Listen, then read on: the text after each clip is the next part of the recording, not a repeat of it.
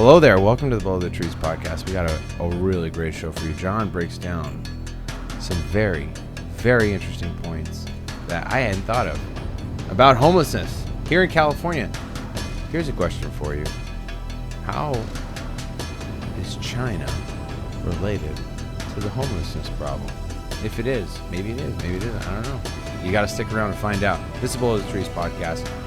Grab some popcorn, get some drinks, sit down, indulge us with your time. Thank you. Below the Trees.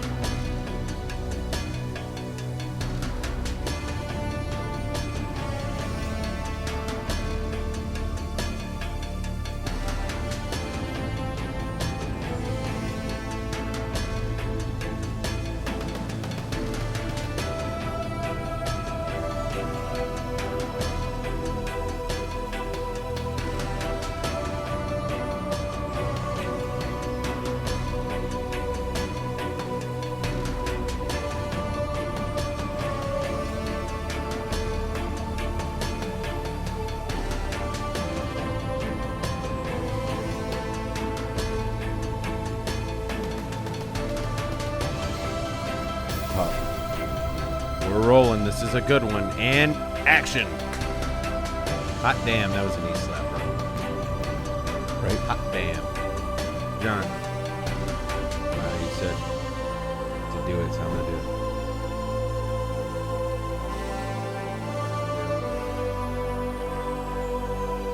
I'm channeling it. I'm channeling the good one. Ready? See this? Hey, who do I look like?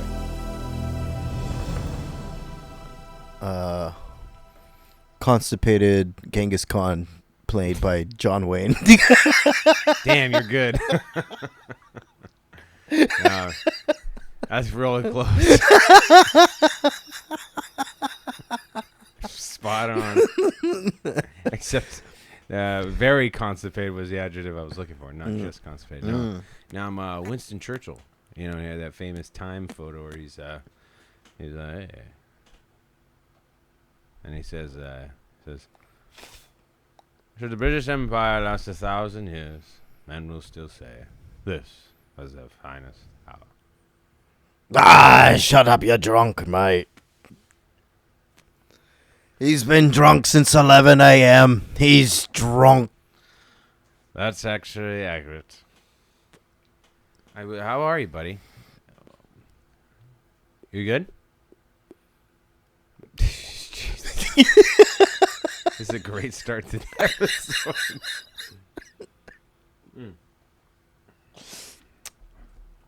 Great start to the episode. How are you? God damn it. Tries to blow a cigar. You're like, cigar bubble. I'm Looks chilling. like I'm chilling. That's good, man. You had a busy day today, huh?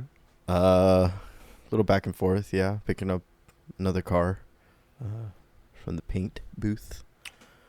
That's awesome, man. Cars are the name of the game. You were showing me some photos today of the Luxus. And it's pretty exciting, man. I'm excited to see it go live and just to see what the reaction is. Are you down to watch it live? Do we? I guess it just depends on when and what time, you know. It's probably going to be on a weekend. I'm down. I'm pretty sure we're not going to get, relinquished to the bottom of the barrel. I think we'll be able to go at top flight. Top flight. Security. Not security. Top shelf. That might be a better analogy. I guess. Top shelf. Hey, we only do premium.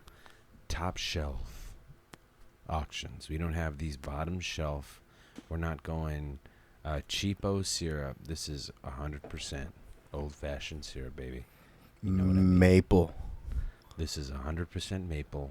From Canada, eh? This is directly from the tree. We go tree to table. From the moose's tit. We go straight from the moose's tip. Not the tip. The tip. Jesus Christ. That's straight to your mother's lips. Saturday morning has never tasted so good. Straight from the moose's tip to your kid's mouth. We are not starting this podcast here. Ready, action. These are the bloopers. These are the breaks. Bring it up, break down. No, it's interesting though. I would definitely be down to watch the car go off. And Yeah. Let's see how the auction goes. I mean, I think it'd be exciting. Yeah, it should be. Just especially like, oh, this. Yeah, and just, the excitement get up. I mean, it'd be exciting. It'd be fun to watch. Yeah. All right. Any idea? No, I know you said earlier it's kind of all in their court now, right? Hmm. What are they doing prior to the start? Like, what would be the preparation work that they're doing? Like getting the listing ready, or getting the car ready? The listing. Okay. So do you hold on to the car prior to it being sold? Oh, okay. Yeah. Interesting. So then what do they have to do right now for the listing? They're writing a description about the car. They're doing their own independent research on it. They're looking at the pictures, seeing what they can determine that was done. I'm going to give them more information as to what actually happened, what we did for the restoration of it. And yeah, they're creating the listing, the story, so that when you look at it, I mean, you're buying a car online, bro. Like, no, this ain't Auto Trader. You want to make sure that you see everything that you can see about the car. I think it was really interesting. You were telling me earlier that some owners want to hide certain things about their car. It's like they shouldn't, but it seems like to me that's so silly because, I mean, think about it. You're selling this car potentially for a lot of money. Yeah, well, right? In this case, in that particular case, this is hundreds of thousands of dollars. No, 100%. Like, so if you're this is the car you're putting on the market. To me, I mean, that's kind of, I guess, the sketch thing as a buyer. That there you go. How much are we seeing is curated by the owner, or by the listing, or whatever? Yeah. Like, I don't think it's in the interest of the company, for example, to embellish what they have or misrepresent anything that they have. I think they could probably set themselves up for problems, but it just seems really funky to me that an owner would do that. Yeah. Especially for something so high in value, Well, the listing company, they tend to be very independent. No, what's the right word? Hands off? No. Unbiased. Impartial? Not just impartial, but also kind of a little ambiguous. Almost just like a hint. And I say that with the sense of like everything is, we're taking the word from who's selling it. Yeah. And so you put all of the blame on the seller, not on us. So it kind of goes back to that argument like, hey, we're just a platform. And so the listing is going to say something to the effect of like, according to the seller, the in our case, the spark plugs were allegedly replaced. Yeah. And so they use a lot of qualifying language. Like to qualify something, allegedly replace. So it kind of absolves them by using that qualifier, that allegedly, they can say, well, we were told it was replaced. I mean, we're only reporting what we're told, and we're using it in language in a way to. And it's like, even if you show them documented proof, like they'll still. I changed all 4 tires, like the seller said. Yeah. Yeah. So it's never really spot on clear for that reason. Mm-hmm. So yeah, they're also trying to avoid something that has happened in the past. Like what? Which it's not really happening now, but it was a thing where guys would buy. This is particularly, and I'm not making shots. I'm not taking shots.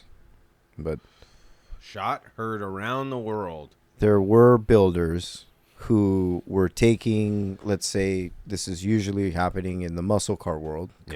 Couple years ago, they would buy Same website. No. Okay. Like this is more like Mecum, Barrett Jackson. Like these are the big televised, commercialized auction houses. Yeah. Not World of Warcraft. No. Okay. So they would essentially say, here's this new Mustang. It's got a new paint job. This is all new, blah, blah, blah, blah, blah, blah, blah. Yeah. But the reality is, it is like a shitty restoration. They kind of hack job their way through it. Yeah. They didn't fully do a full-on restoration, but they're claiming it to be one. Yeah. Do you get what I'm saying? No, I get you. And so instead of actually taking things apart, they just did the bare minimum, painted over things that they could have. Yikes. Like, and so you were getting guys who they'd take the car home, they put it on their lift, and then they'd look under it, and then they'd be like, oh shit. Yeah. Like, it looked really good on the photo, and like when I was 7 beers in, looking at it from afar, it looked great. The pictures look good, but now when you have it in front of you, you're like, oh fuck, This ain't right. this is, yeah. It's like And so almost immediate buyer's remorse. and so that left a really nasty like taste, Yeah. because a lot of people were making a lot of money. Yeah. So it's like, you buy one of these cars back then, maybe 5, 10, 15 grand, Yeah. and you fix it up for, I don't know, 5, 10, 15 grand. not even 15, right? Yeah. And then they'd resell it for like a $200,000 car. That's crazy. And because the market was so hot, Yeah. it would just get sold and just like, Over and over again. and so it was very difficult to figure out who were really Yeah. taking this shit apart and putting it back together. So it seems like it just it kind of sucks, man, when you think about the living in a trustless system, Right. Right. I mean, you think about crypto, and crypto is a trustless system that you don't need to put any trust because the way the transactions work. But Unless the kid goes to Stanford and his parents were lawyers and... Fair enough. My point is, though, is that we live in a system where everything is based on trust, where you assume that the buyer who's selling a premium product is put the premium amount of time in and is honest in their dealings. But it just sucks when there's so many bad actors in different spaces where you don't really know, hey, is this something that I can fully, give my money to, or something I can fully invest in, because you just don't know what is true anymore. Yeah. And the thing about the internet, which is interesting, is, and it's kind of crazy how, we've talked a lot about like social media, for example, and how people curate their images to sell products or whatever the case, like influencers. But I mean, it's in fucking every fucking system, right? Like, Yeah. you can curate whatever you want and to make it appear any way you want. You don't have to be honest about it, and you can get away with it. And it's just kind of, it sucks that that's what the system we live in. But that's how everything works, dude. No, I Like, know. I'm not saying that. There was a recent interview from Theo Vaughn and Thomas Massey. Mm-hmm. And like Massey's basically saying, like, I can have a great idea, put it towards the bill, and then immediately the Speaker of the House is like, that's a good idea. Here's 70 other bills that we're going to throw in it. Yeah. And we're not going to say that it was your idea to bring it forth initially. We're just going to Yeah. rampage all this shit through it. And, that's, it's unfortunate. That's the way our political system works, because, the Democrats do it, the Republicans do it, everyone fucking does it, and you get this huge, massive pork barrel bills just full of bullshit. And it's like, it's crazy the way it's used, right? If, let's say you have something in the bill that, let's just say, is almost near universal acceptance amongst all people. Let's just say, hey, we're going to put this universally accepted piece of legislation in this bill, but we're also going to put all this other bullshit in it. And so then when you say, you know what, I like this part, but I don't like any of this, so therefore I'm going to vote no. So you don't like grandparents to get their Social Security? Oh well, I don't say exactly. You know what I mean? And he was saying that they hire specialists, just to do that, just so that then they later could say to them, in your constituents, you have people who voted for this, and you're not voting for this. Yeah. So what are you doing? Yeah. No, I hate that. I mean, it's. But it's all about power. It's all about control. Yeah. It's all about money. There it is. And it's that corruption. I don't disagree with you on that one. It's funny you get every so often you get people say, hey, you know what? In order to prevent these big pork barrel bills, let's single issue bills and let's vote on each single issue bills, and then you can really you can fucking narrow down what are the salient issues that people are actually voting on. But Brian, this country's too complicated. We need to do intense action with that's 300 actions at once. Yeah, that's also another issue. Signed into law immediately. But the problem is that I think the constituents themselves, us, the voters, we also play a huge role in that too. Because let's say, I think if you ask anyone universally, most people say, hey, we probably spend way too much. And this whole debt problem, it's probably a big deal. But when it comes down to making the hard decisions on what to do to bring the spending under control, everyone's going to vote no on what the real measures need to be taken, right? Whether that's reducing the military, whether that's Social Security, whatever the case may be. There's unpopular things that probably should be done that won't be done in order to address these issues. So I think it comes down to the voter too. Like we as voters sometimes, But we don't have a say. No. We don't have a say in those bills. I'm not saying we don't, but I'm not saying we do, rather. But what I am saying, though, is that, politicians work on polls as well, right? I think popular opinion is maybe not the most important calculus outside of the whatever lobby they're involved in, but or is being pushed their way. But, if constituents say, hey, we don't want to do anything to reorganize, let's say, Social Security in order to make it, sustainable. Like, no one's going to do that. No one wants to do that, even among the constituents.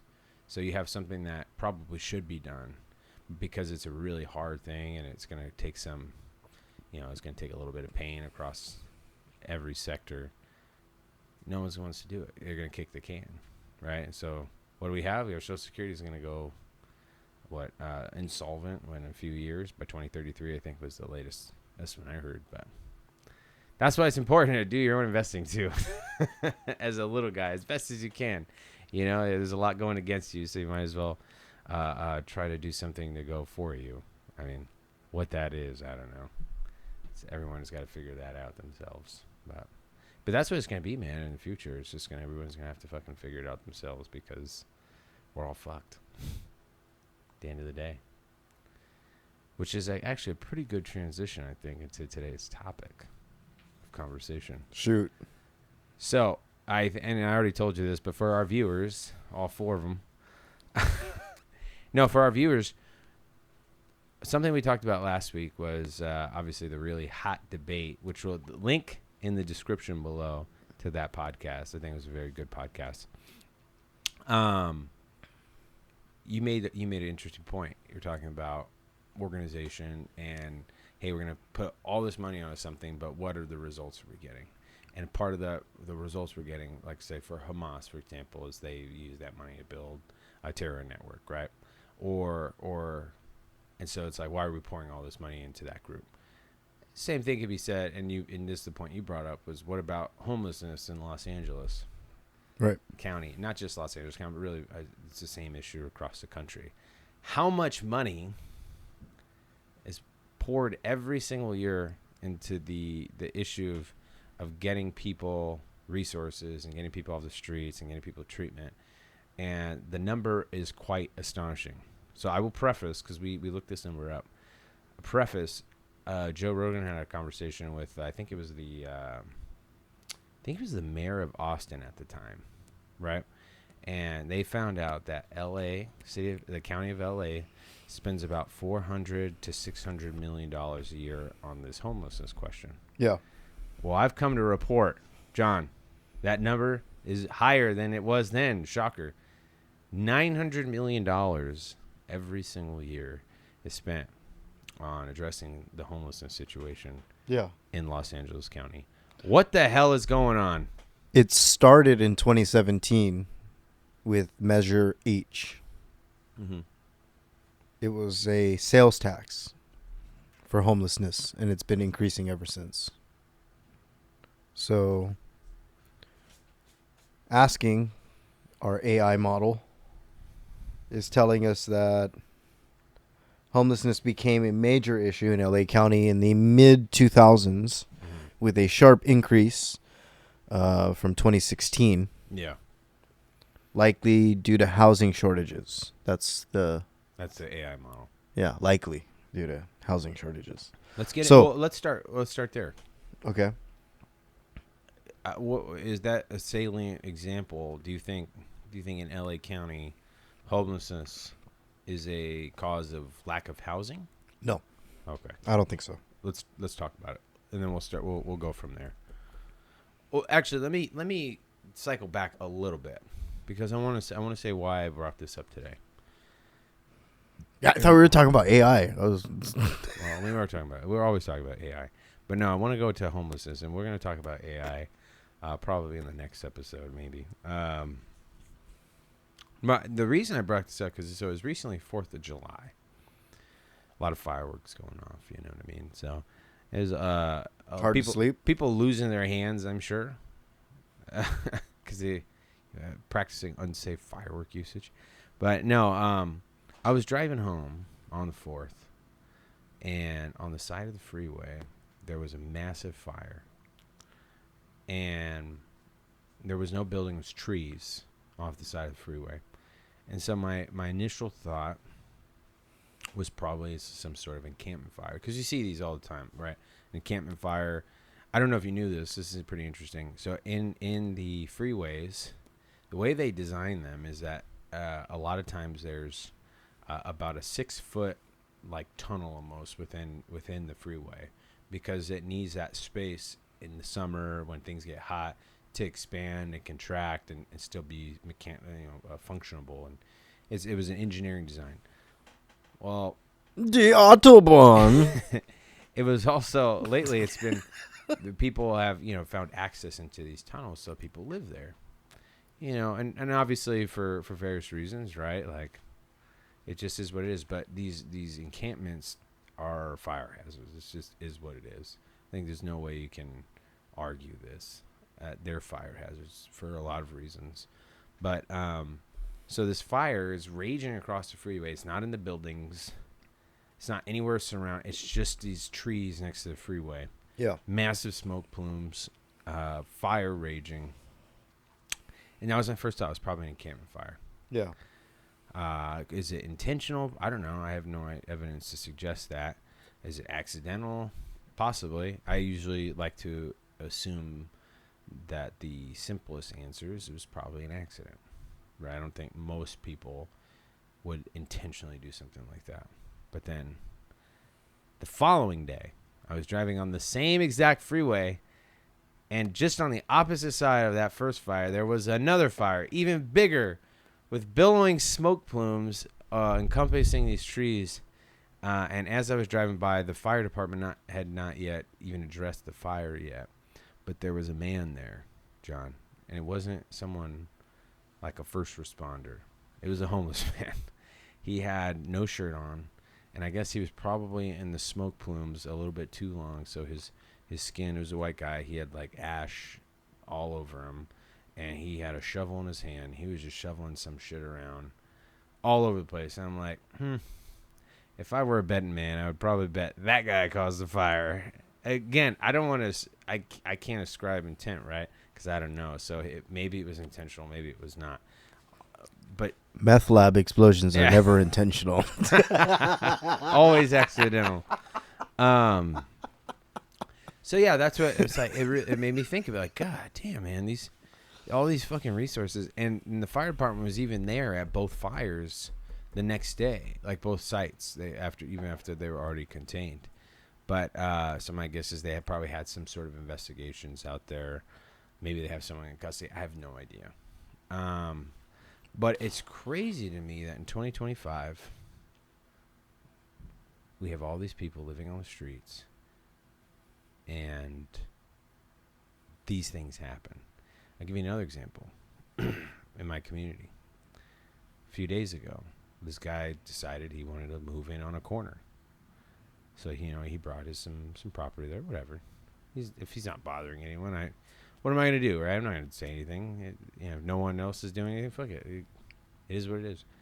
In 2 days, he's not only taken that corner, but he's taken probably a good 100 feet of that corner down into the block. So it's like, oh man, and he's got a bunch of stuff. It looked like he maybe had a storage, and he moved everything from the storage onto the street. And he was just sitting there tweaking out, dude, like stomping his fucking feet. Like, I don't know, maybe he was crushing fucking roaches and shit. He was just like, God damn. I was like, what the fuck, man? How do we let this happen? And it just seems to me, knowing the numbers, right, knowing that we spend $900 million every single year in LA County alone, and these are the outcomes of that spending, it makes you wonder, John, and I think you know where I'm going. It makes me wonder, what are these people doing with the money? The ones who are responsible for distributing, the non-governmental organizations, the state. What are these fucking people doing, man? Because I think anyone who sees someone who's homeless, for the most part, myself included, it's easy to have a lot of empathy for these people because you don't know their situation, and maybe they lost their jobs or something, and maybe housing really is that expensive, which, I mean, fuck, it is expensive in California. There's no way around it. But at the same token, how do we go from like, hey, people are having a hard time getting housing, to we're now letting just drug addicted people take over whole city blocks, and have these encampment fires that cost so much in resources and time and damage property. It's like, and not only property, but themselves. Like, they're endangering themselves, potentially killing themselves in these fires, or putting the lives of someone else in danger. It's pretty tragic, in my opinion. I don't know. Yeah. What do you think? You seem to have a grasp on this topic. A grasp? A grasp, like you have some understanding. Because I asked you, is this a housing crisis? And what do you think? No. What's the problem here?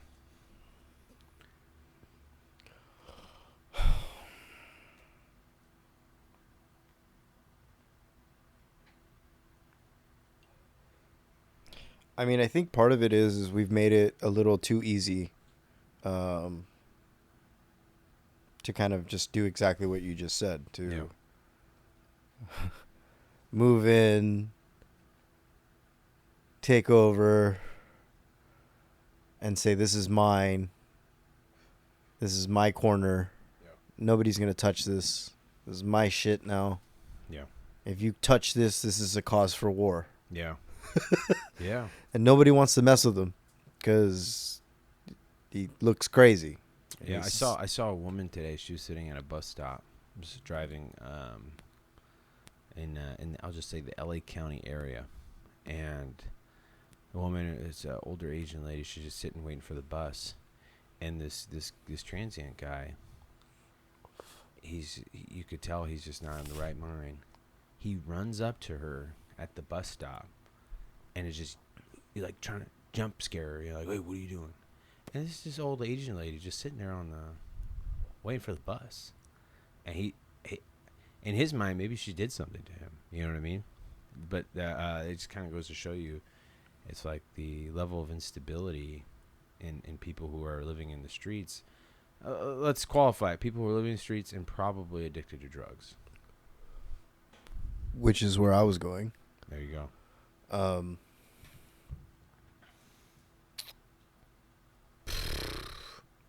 And I'm really trying to tiptoe here. Yeah. Okay, It's a sensitive topic. No, I don't.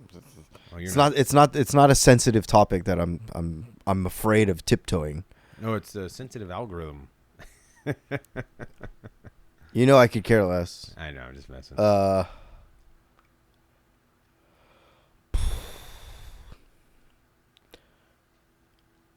You know what? Fuck it. I'm gonna just be upright and say it.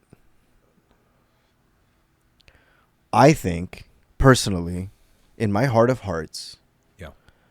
that this homelessness issue Yeah.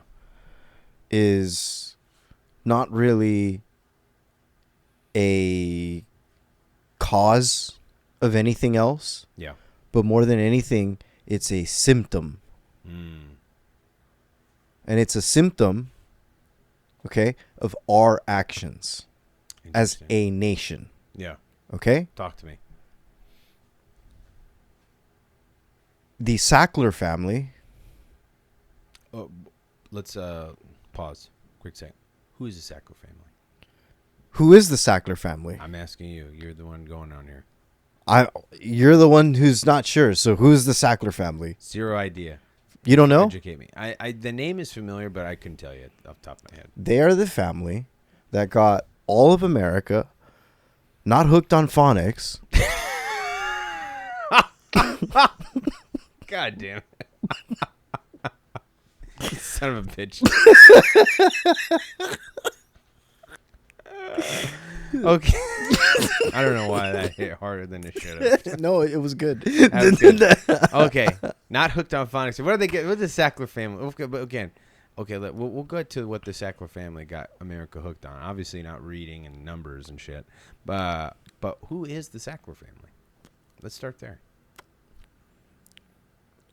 I mean, if we're really going to go far back. We don't have to go. We could go. Let's just introductory, right? Well, they're the family that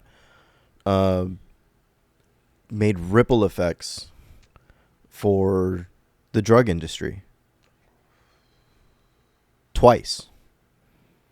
And the last famous one that I think we're still suffering the consequences from is the relationship between our greed in recognizing that we can easily make a lot of money on opiates. Gotcha. And so we're is the Sackler family, are they like related to the pharmaceutical industry? Do they have a pharmaceutical company? Everything that's basically a derivative of an opiate is their IP. Gotcha. Okay. And so they have all kinds of brands, names, attorneys, and the like to defend opiates. Yeah. Okay. Where were we getting these opiates from? China? Or Vietnam? Here in the U.S.? I don't know. Poppies? Okay. And where were the poppies from? Good old California. I thought they had poppy farms all in China and Vietnam and stuff. Of course they do, but that's not where we're buying it. Where are we buying from? I have no idea. Afghanistan. Oh, okay. Yeah. I knew that. Good point. Okay. So we invade Afghanistan. Yeah. And we're able to convince the farmers that they shouldn't be growing agriculture. They should be growing poppy. Yeah. And we use literally the military industrial complex to source poppy at a ridiculously low price. Yeah. From these peasant farmers in rural Afghanistan. Yeah. With our military with guns in arms saying, if you don't grow the poppy, you're not going to have a farm. Yeah. And that's our policy. Interesting. For decades. Until the pullout of Afghanistan? I don't think we've still given that up. Okay. Okay, like, sure, maybe in mass, Yeah. military left. Maybe like there's like some like rogue operations. But do you really think we would have let go of all that? I don't think so. Yeah, hard to say. But what I have noted, right, is that instead of selling opiates, Yeah. we're now selling something new. Yeah. The big one, most recently, obviously was the jab. Yeah. I don't remember what our other code name for it was. I don't know. Let's just call the happy time fun prick. I don't know. Happy time fun prick. Yeah.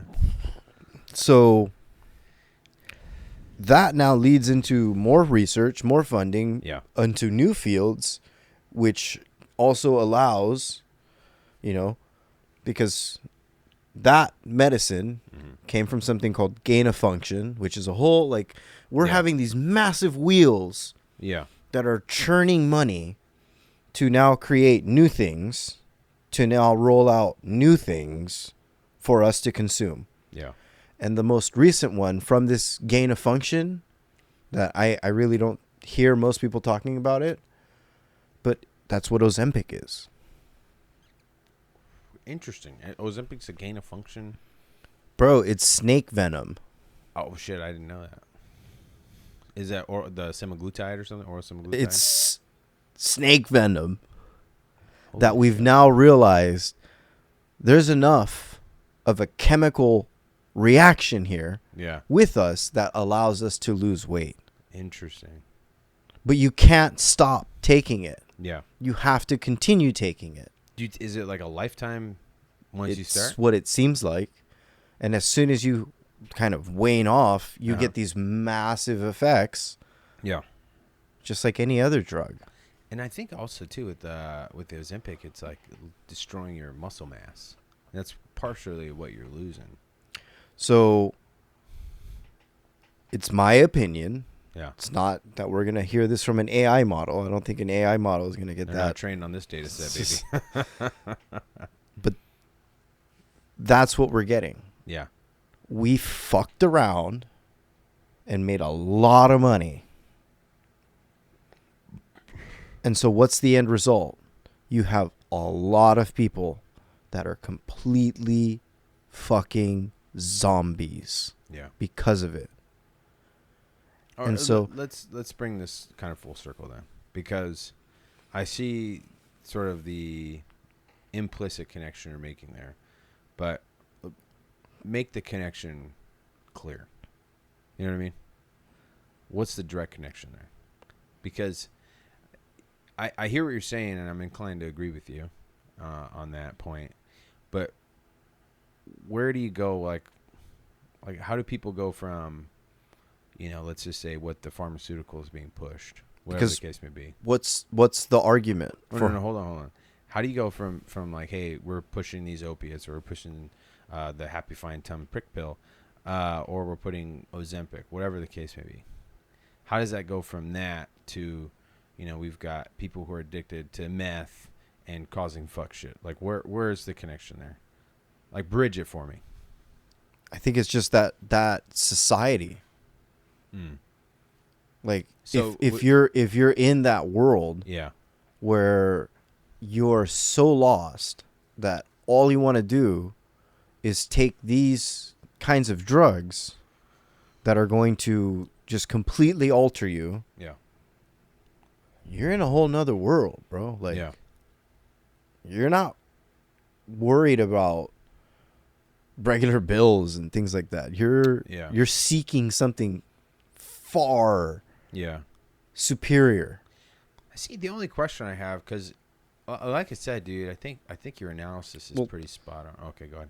Because what does that lead to? What is the current day argument for homelessness? Like, I don't feel that this is like a big conspiracy in that sense. They're going to straight up just tell you what the problem is and how we're trying to fix it.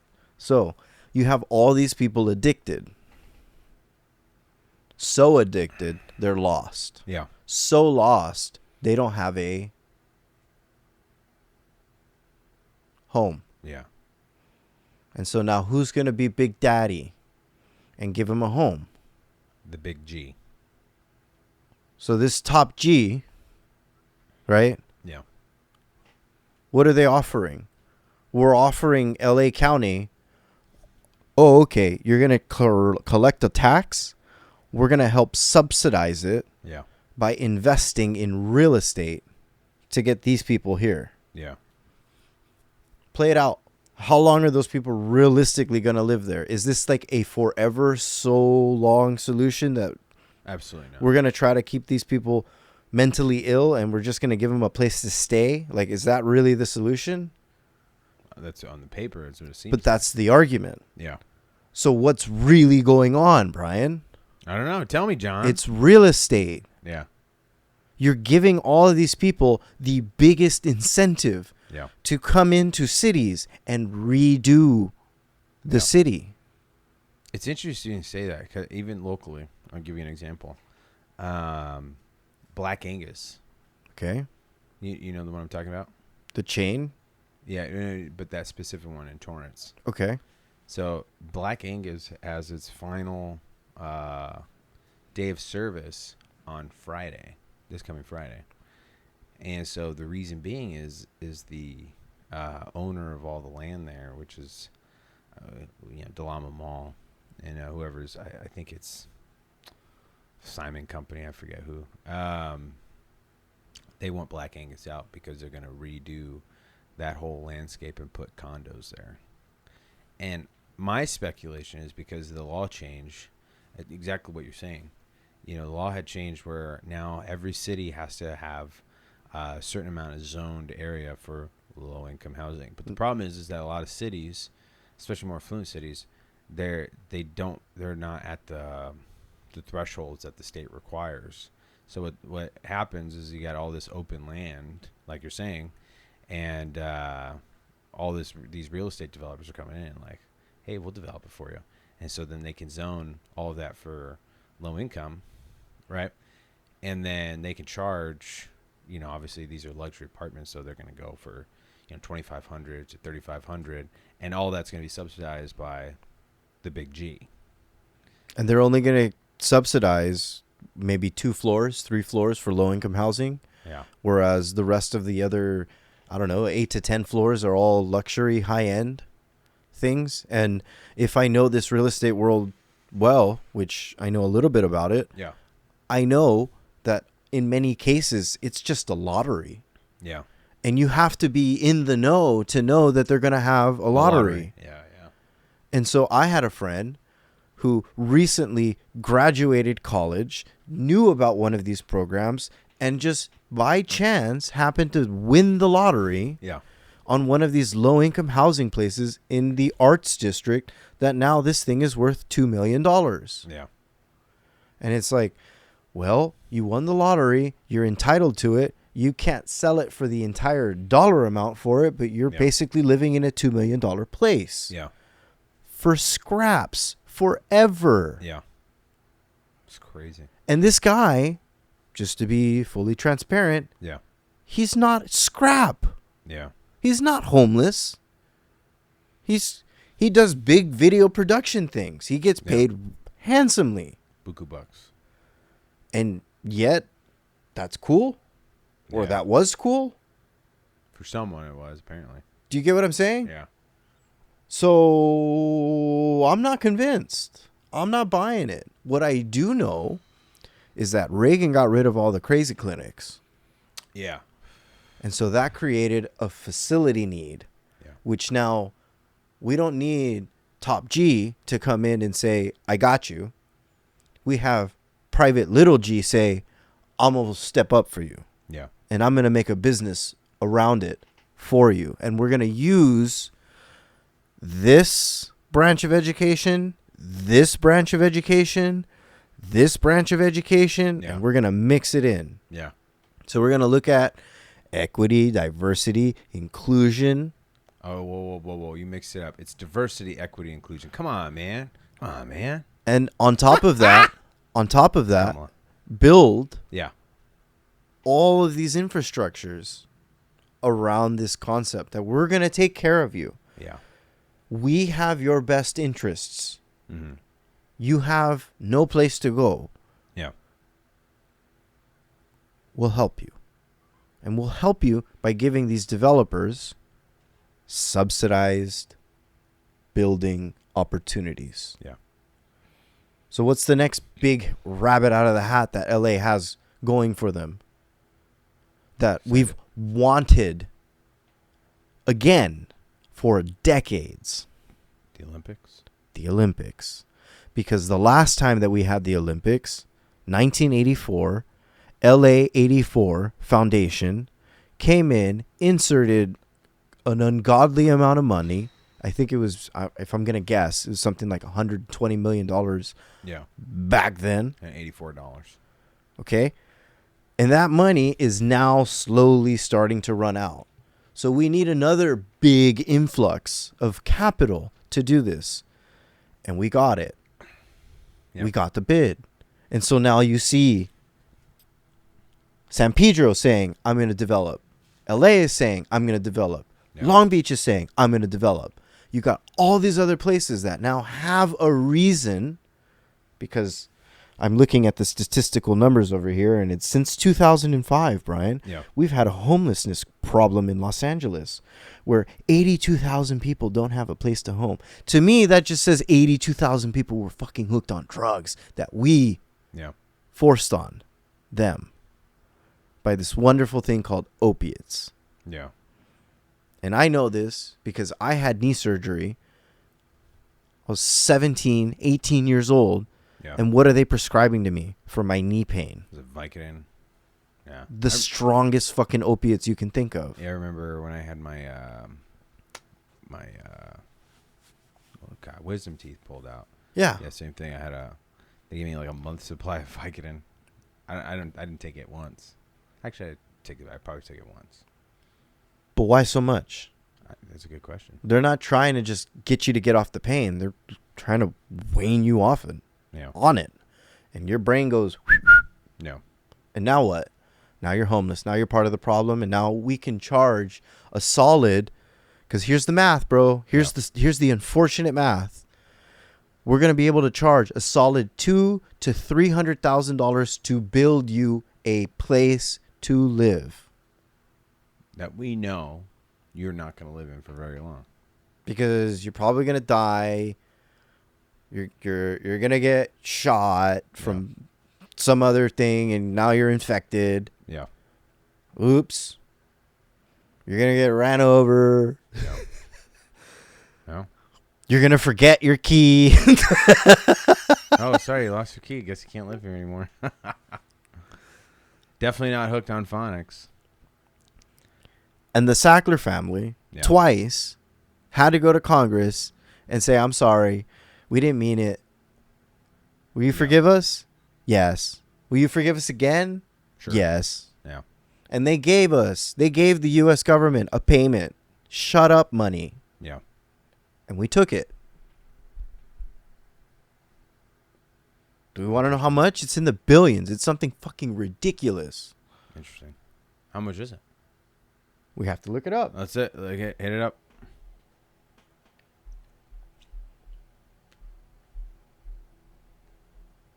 All right. We'll just ask it in the same chat. So this thing's going to be like, wait, what? Uh-oh. This isn't good. I'm going to take a quick pause. Bio break. If that's okay. Bio break. Scary numbers.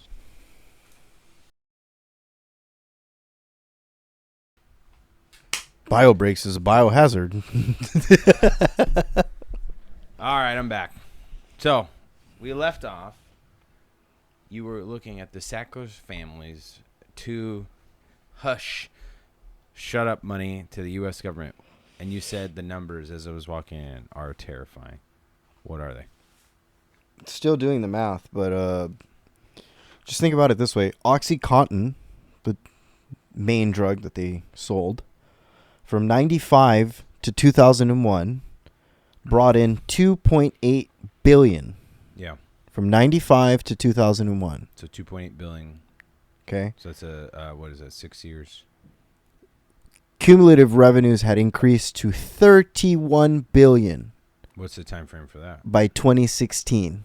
So from 01 to 2016, it went from 2 billion to almost 30, 3 yeah, to 31 billion. So in 6 years, let's say it was about 3 billion, and then so from 15 years spread, 30 billion. That's a huge and in jump. 2017, it was around 35 billion. Alone in 2017 alone? Yeah. So many U.S. states allege that the family's net worth is more than 13 billion. This Heckler family? Just the family alone. Interesting. Shit is wild, man. Of course, the company's bankrupt. Yeah. And finally, we have family paid $225 million to the U.S. government in 2020 as part of a civil settlement. Uh-huh. Did that get paid out to any individuals? Nope. Oh, so it just went directly to the government. To the government. So who sued? Who did the U.S. government sue them? Everyone sued them. Well, so isn't that like some sort of class action suit when the harm and the damages be given to individual people?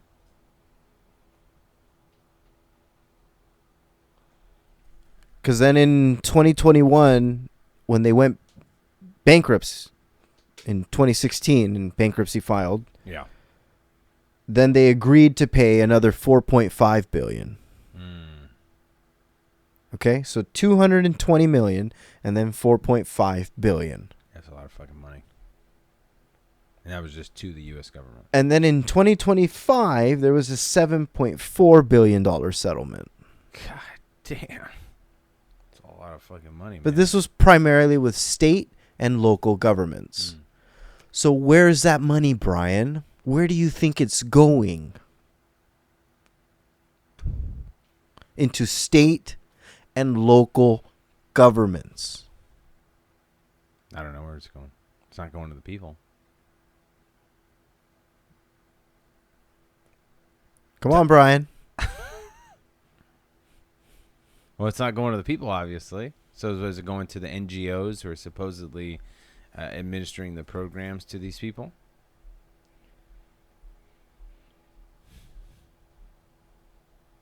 From 1999 Okay. to 2020, nearly 841,000 people died Yeah. related to opioid deaths. But does that include,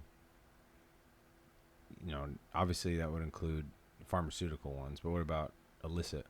Does that also include that?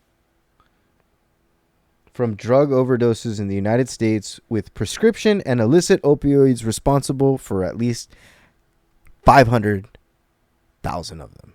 So here's my question, though, because I think this is all pretty compelling stuff, but just to kind of push back and play devil's advocate a little bit. Obviously, what I think anyone agree with the Sackler family, right? Sackler family.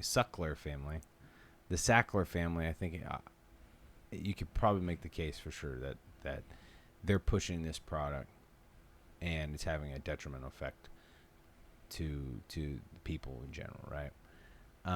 There's a Netflix series on it, yeah. If it's Netflix, it must be true.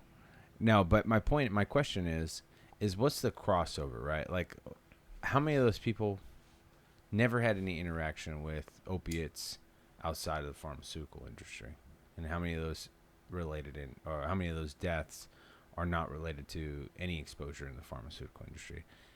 No, see, because you don't get these drugs unless you get access to the pills. No, but obviously that includes illicit, so that could include fentanyl, that includes heroin. You don't part of that is in their drugs too. No, I know, obviously, like, okay, they're opiates, right? My grandma would get fentanyl patches for her knee, and to be frank, they worked really well, which wasn't addicted to them per se, but she had really bad knee problems. Sure. But if you get fentanyl in a controlled setting, that's a lot different than getting fentanyl from a fucking dealer, right? So I think you could probably make the case, you could probably make the case that maybe the pharmaceutical industry set the stage, created the addiction in the first place, and then the addiction had to get from somewhere else. But my question is, that the addiction was fulfilled by other means. Like, you get these from post-surgery, you get these from a post-operation, you get addicted to it, you can't get any more, so then you turn to the illicit stuff, whether that be fentanyl, street fentanyl, heroin, whatever. But I guess my question is, how many of those people who do become drug addicted, what's that cross-section between people who never had any interaction with the quote-unquote legitimate pharmaceutical industry to people who only got their drugs from the street? It's just an interesting question. Because I think if we're looking at it from a macro point of view, where we could see, hey, this company or this industry is the cause for X, we can solve that, right? But then I think it also requires us to look even bigger, like where's everything else coming from, right? Okay. And how do you address that? So, I mean, part of the problem with this, with the Sackler family, is that they were so smart in saying, we need to go not to the patient, but direct to the doctor. Exactly. Yeah. And give incentives to the doctors so that they can prescribe the medications to anybody for anything. And so as soon as that became the incentive, doctors selling the drug. Yeah. Now you have the fucking hamster wheel. Yeah. And now you just let it run. Yeah. And that's how they got stupid rich. Yeah, no, I agree. And they only had to give a couple payments, and everything else they still keep. And if they had it their way, just think about it this way. If they had it their way, they would have only had to have paid $225 million, shut down the company, go bankrupt, and they're gone. They ended up paying, what, $11 billion in total? Because they realized, meaning the U.S. government and all its officials, oh shit. Yeah. This was a monster machine making lots of money that affected millions of people. Yeah. Not just the ones that died, but the people who are still actively recovering, addicts, you name it. Yeah. Families destroyed. Yeah. There's almost a cost that you can't calculate. And it's a cascading effect that then got government to say, we need to go get some more money. Yeah. And so by now being able to put a gun in their face and say, you need to pay us back for all the harm that you guys created, they're now funding these governments. Yeah. Be them large or be them small. And so now that money is seed money to fix the homelessness. Yeah. That's how I see it. Because that's the root cause. I guess. That's when homelessness picks up as a thing that now we are rebuilding the city to fix. Yeah. I mean, it's a pretty cogent response, I think. That's my honest opinion. Yeah. I guess the only question, I mean, maybe it's impossible to know or can't answer, is how much of the 82,000 people in LA, what's the percentage of them who are directly impacted by these industries versus the people who had no exposure to them?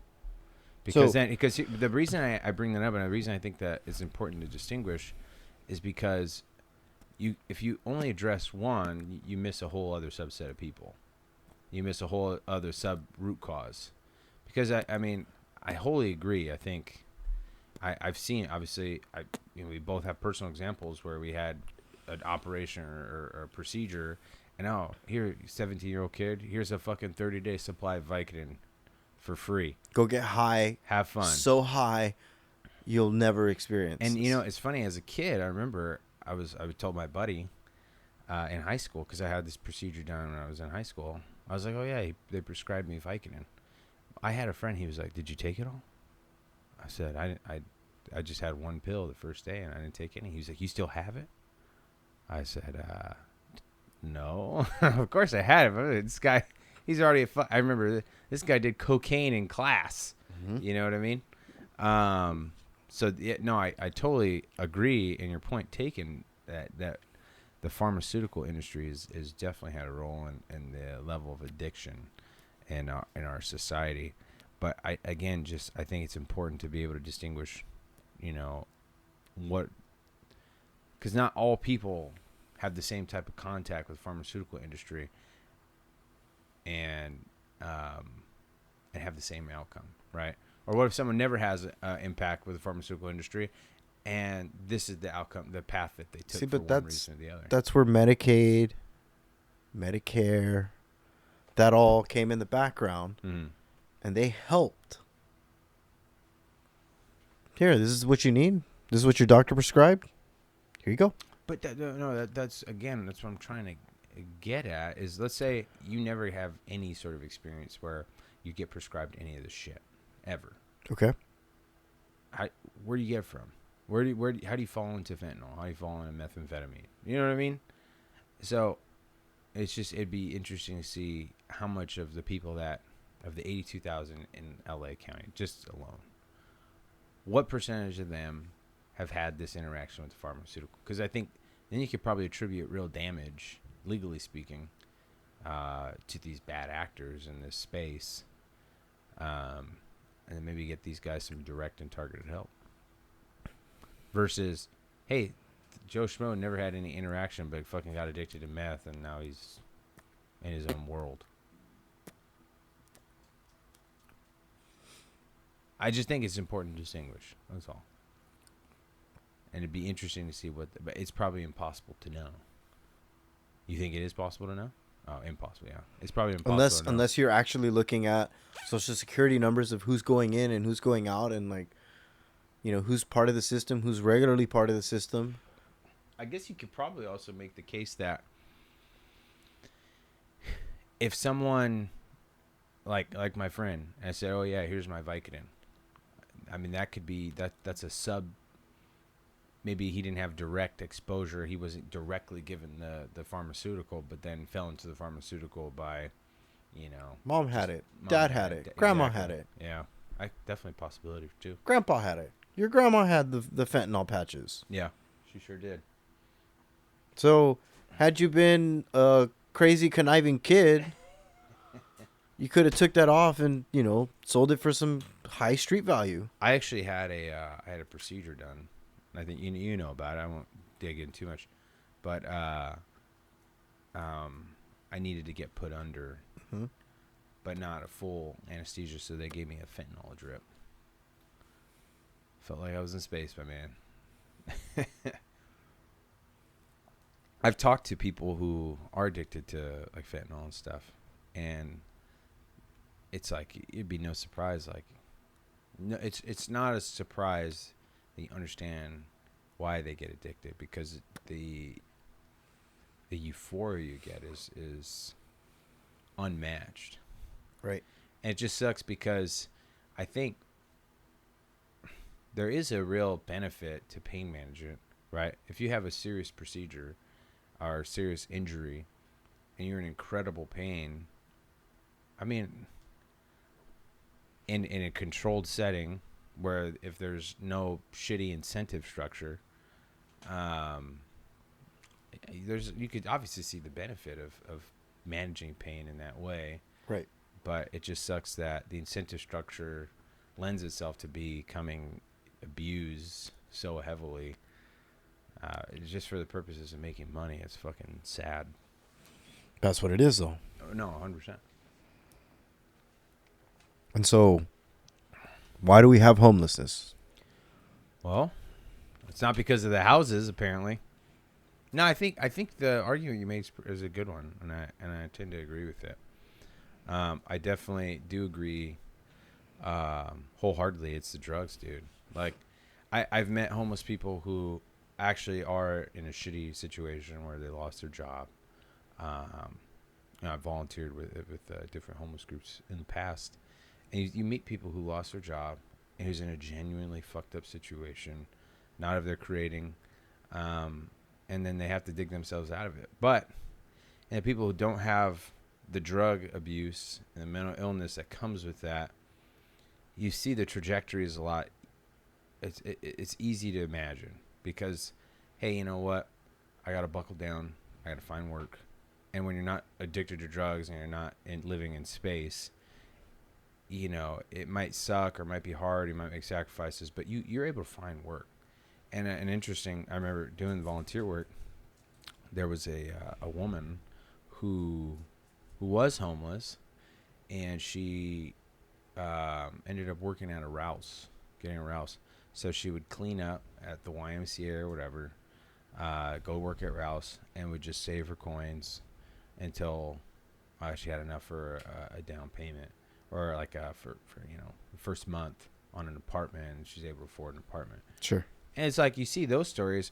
Or you know, another guy who I met, he ended up joining the Air Force, but the difference, which is very rare, the difference is these guys weren't addicted to fucking drugs. They literally just fell in hard times, and things got out of hand, and they were able to get out of that situation. It was really an issue of housing and affordability and money, and then when they were able to stabilize themselves, they were able to get moved forward and actually live more fulfilling lives. I don't know how they're doing now. It's been years. So you're hitting on a very interesting point. Yeah. That's someone who continually wants to keep moving forward. Yeah.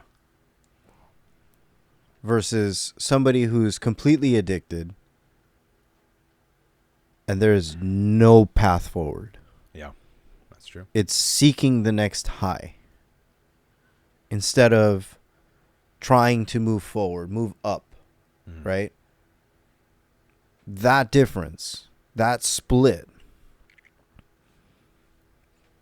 This person who wants to continue moving forward in their life, they're trying to abide as a citizen, right?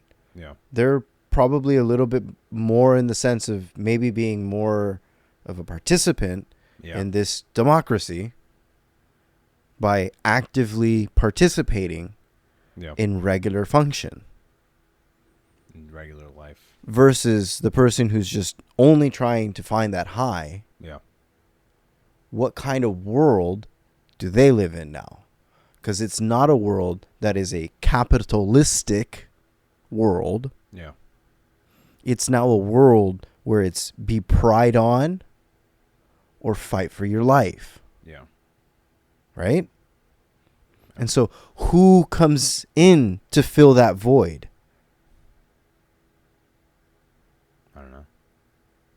Well, typically, that's where you have these two big things come in.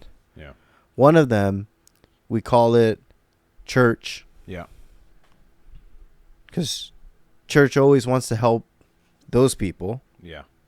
To try to get them to move closer to this person. Yeah. To be capitalistic, move forward in your life, be a participant. Yeah.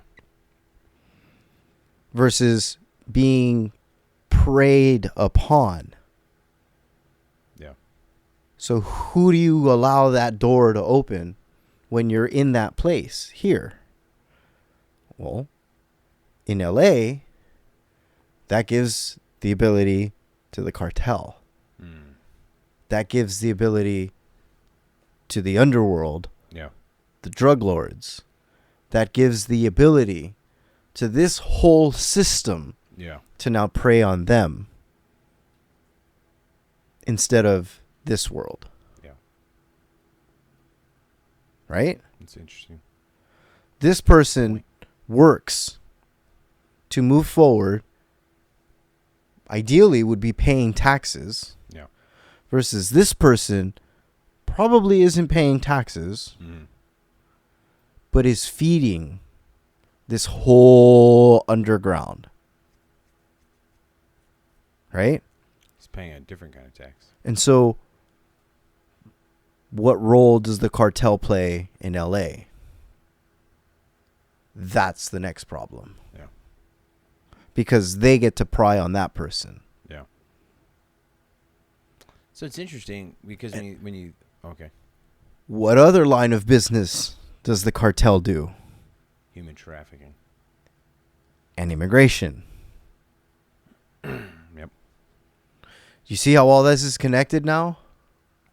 And in a really nasty, horrid world, okay, you got a drug dealer or drug addict rather. Yeah. And if you find them and you know somebody who could use them, you could use them for spare parts. Yeah. And that's a whole nother world. But the mere fact that this homeless person exists, you're allowing that world to exist. Yeah. And so that person needs to exist if you also want coyotes bringing in immigrants. Yeah. Yeah. Do you see where this is weird double line that you got to slowly walk? Yeah. So it makes sense. It makes sense if you're completely socialist. You want to help them. How do you help them? You give them a place to live. You give them shelter. You give them food. Yeah. But also other people who are in that same situation, maybe without the drugs, are immigrants who just got here. Yeah. That's another whole pile of money. Yeah. That gets connected to all of this. Yeah. Do you see what I'm saying? Yeah. I see what you're saying, dude. And how the Sackler family goes bankrupt in 2016. And kind of that allows the footwork. Yeah. For the modern day cartel to take over. Yeah. Almost feeling that vacuum. Completely. Yeah. Because that's when you start literally hearing of the violence that's happening in Mexico with the cartels themselves. Yeah. The Sinaloa cartel is fighting this cartel, and this cartel is fighting that cartel, and the Tijuana cartel is fighting that cartel, because now they're fighting over land. This is my route. It's not your route. It's fascinating, man.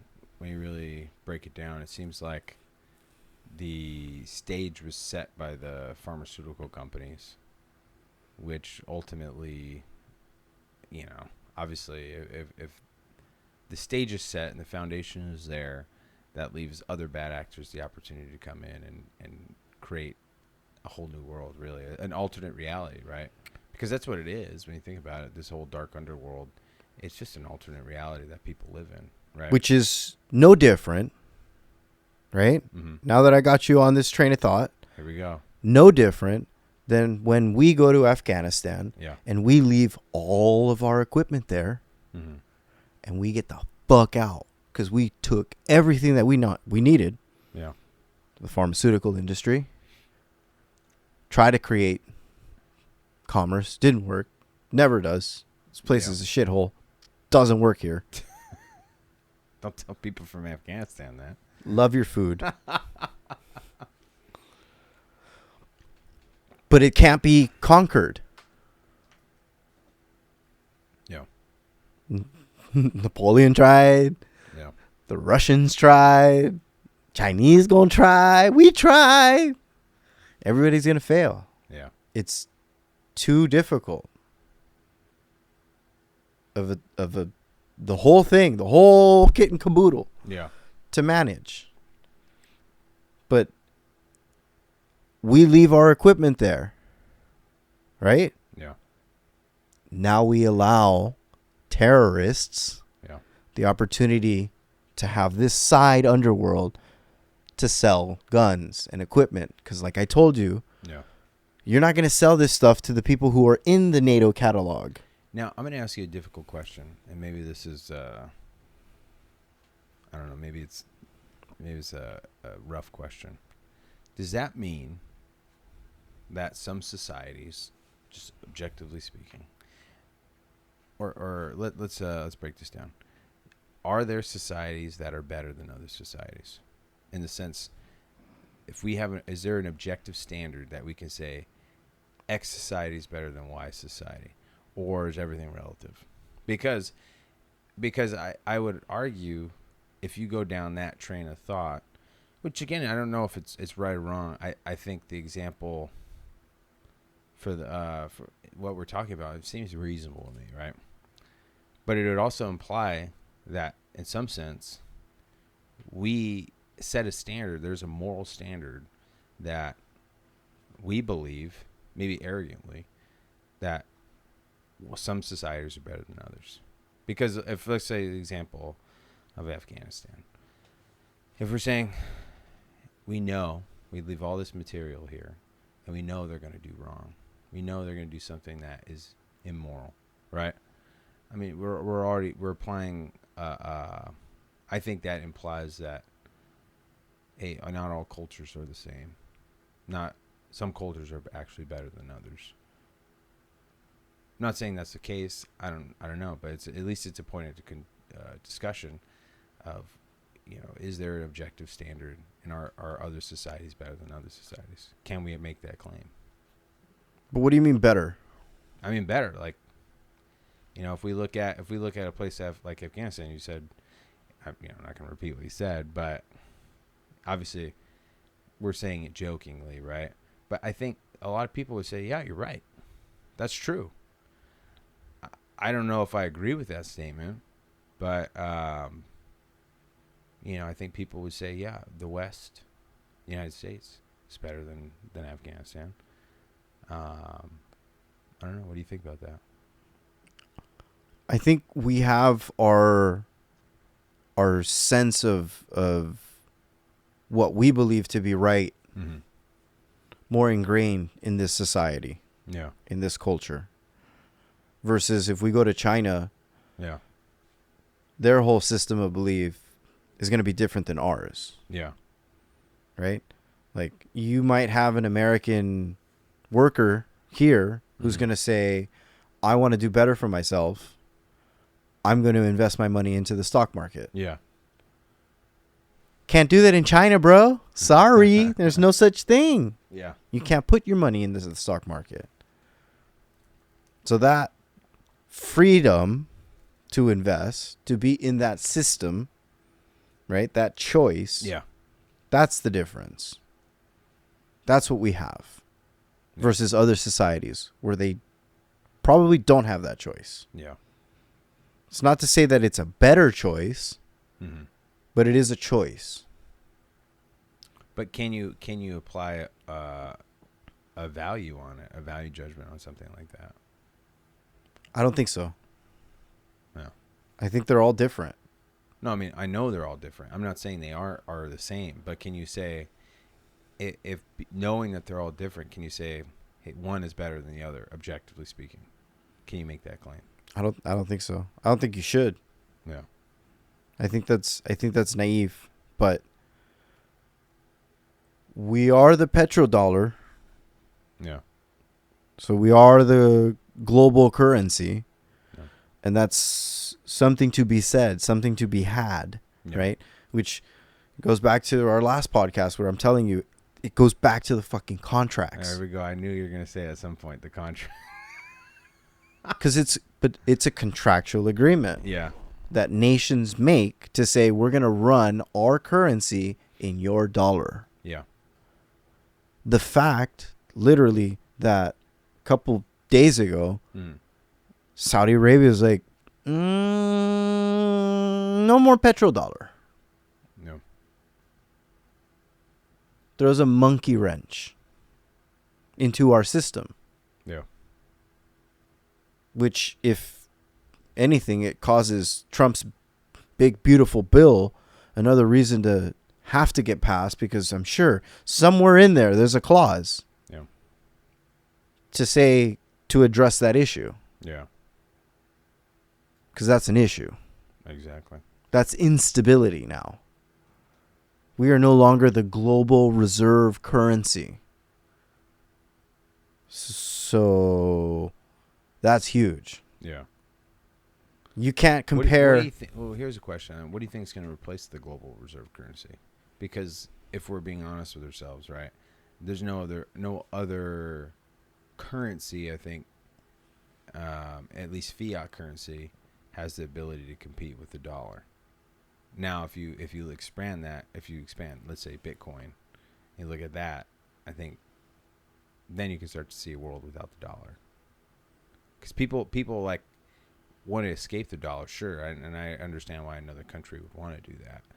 But realistically speaking, what other competitor is there that is actually a meaningful competitor other than crypto? I don't see any other currency that has the staying power.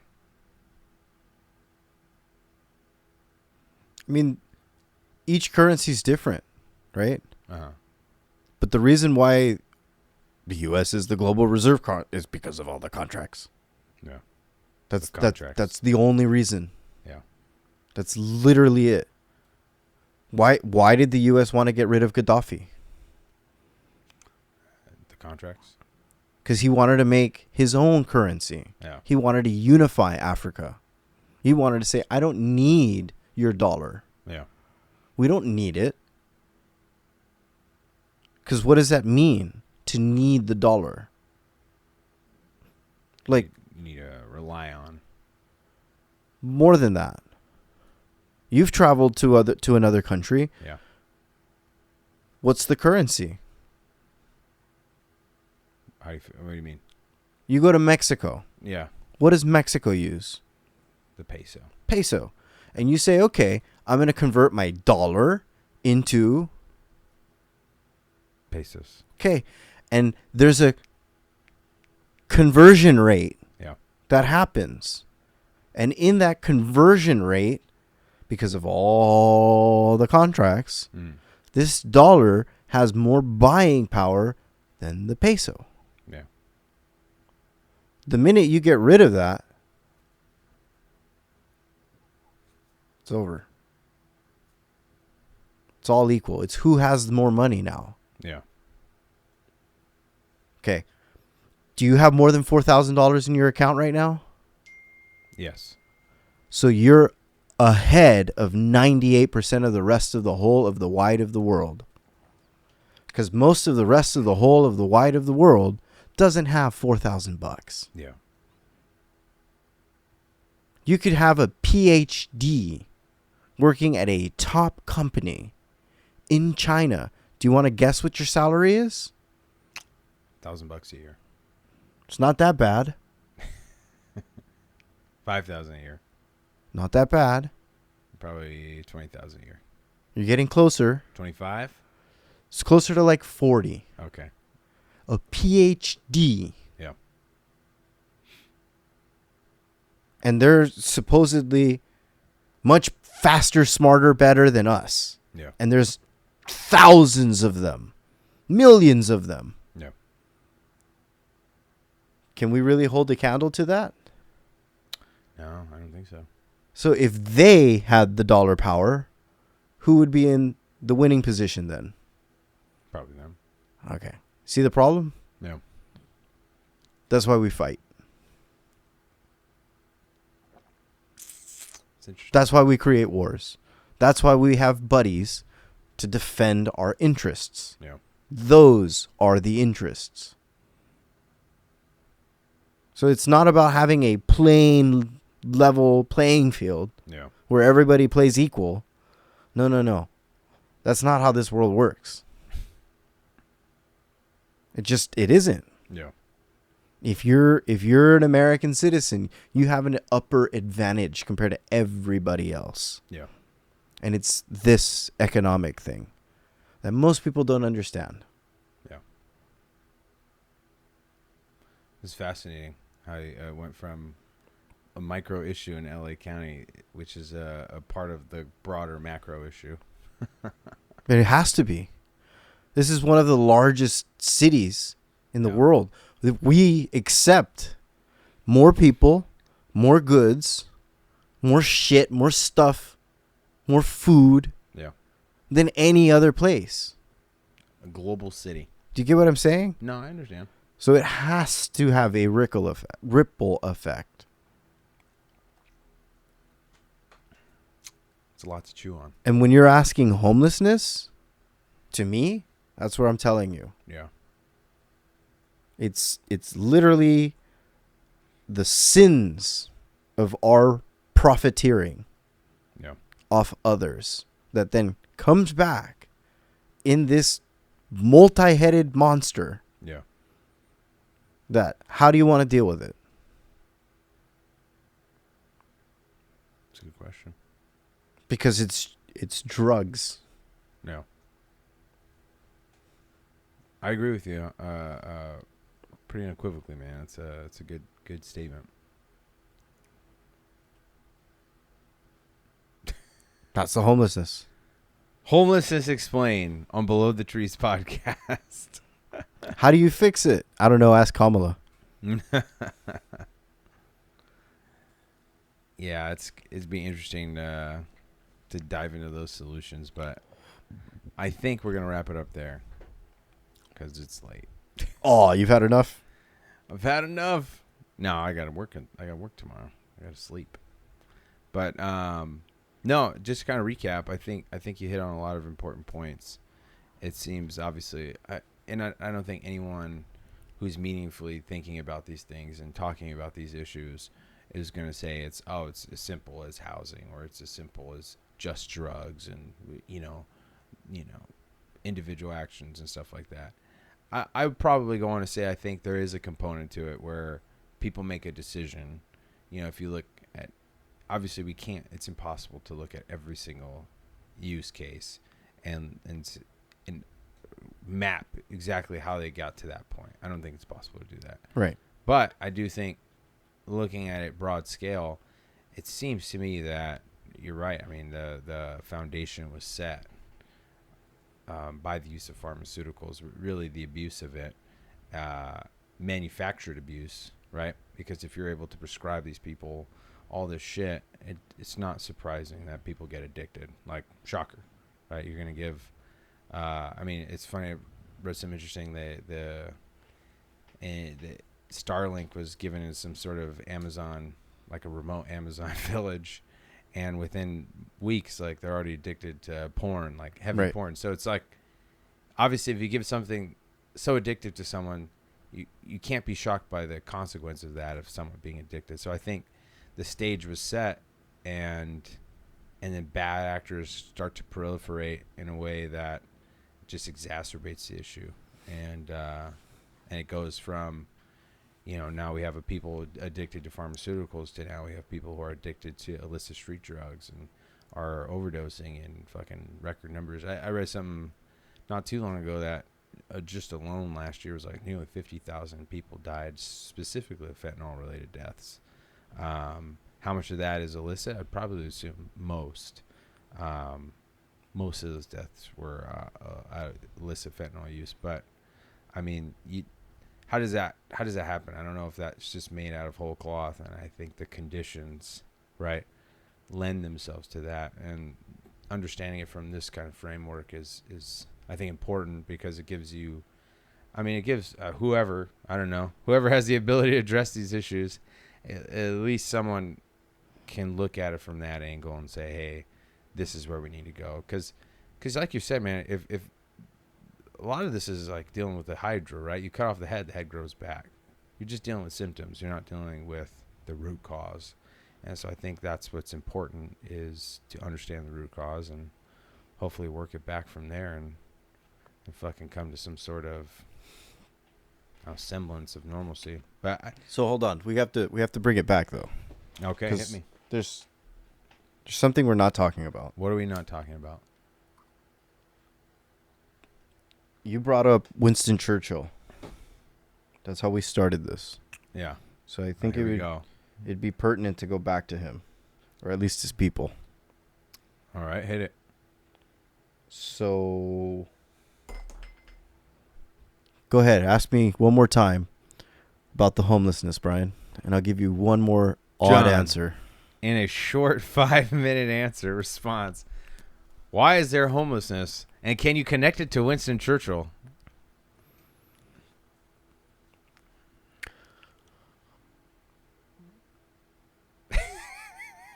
The British, okay, wanted to create commerce in a place that they were not supposed to be. Where is that? And they did it anyways. No idea? I'm thinking.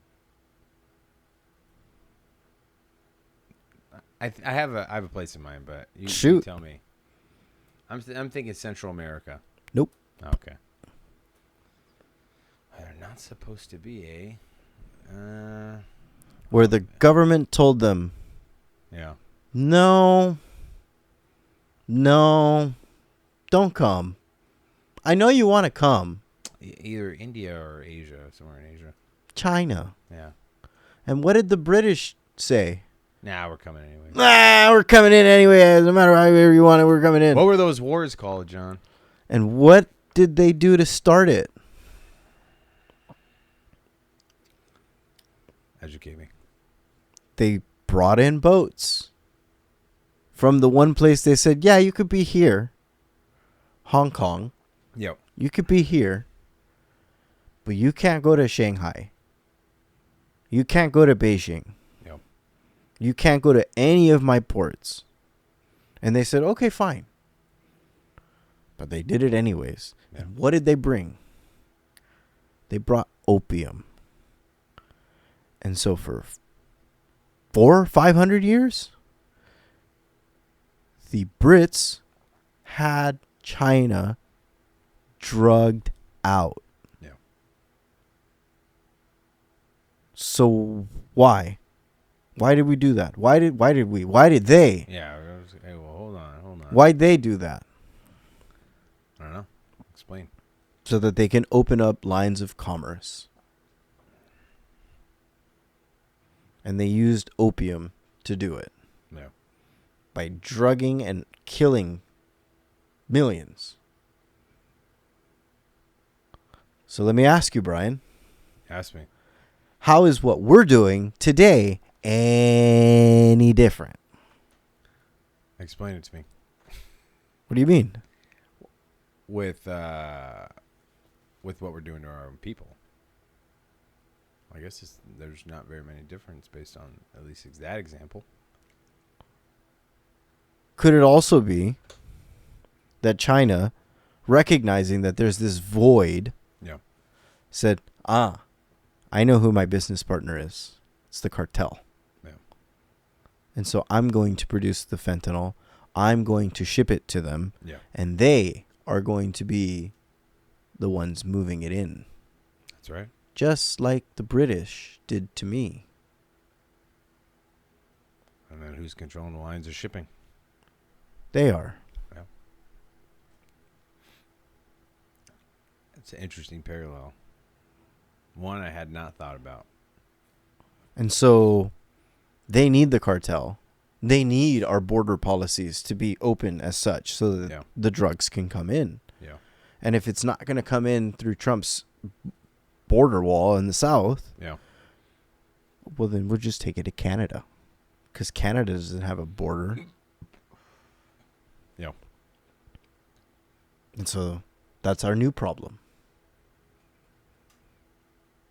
That's an interesting point. I like that. That's how it's coming back. So literally, we're eating our own medicine because we helped the British. No. Don't think that they did that alone. No. We said, we'll help you. You need some money? You need some financing? You need some ships? We got you. Yeah. Let's make some money. Let's make some fucking money. Yeah. And that's what it's all about. It's every podcast. It's all about this, Brian. That's what it seems like. Next week we're gonna talk about something more interesting and fun. No, just kidding.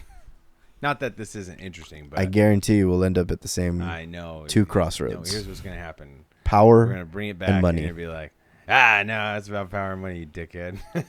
It's always about power and money. On that note, I'm gonna wrap it up because it's time to go to sleep. John, it's great talking to you today. And I think you left me with quite a bit to chew on, and I'm sure our audience as well. It's definitely an interesting way to look at it, a different point of view. I don't know. It's especially fascinating, that last connection. It's something I had not thought of, and I think that's definitely worth chewing on a little bit. And we'll see what happens. I agree with you, man. Power and money, dude. It's a big component. It's everything. But yeah, on that note, John, thank you for this conversation. Below the trees. Thank you for listening to the Below the Trees podcast. I hope you had a great time. We had a great time talking, as always. Please like, comment, subscribe, do all the normal YouTube stuff. And we will see you on the next episode of this Below the Trees podcast.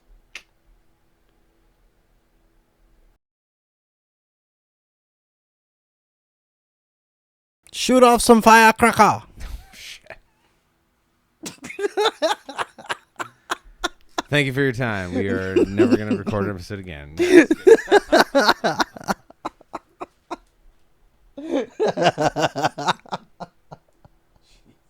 No,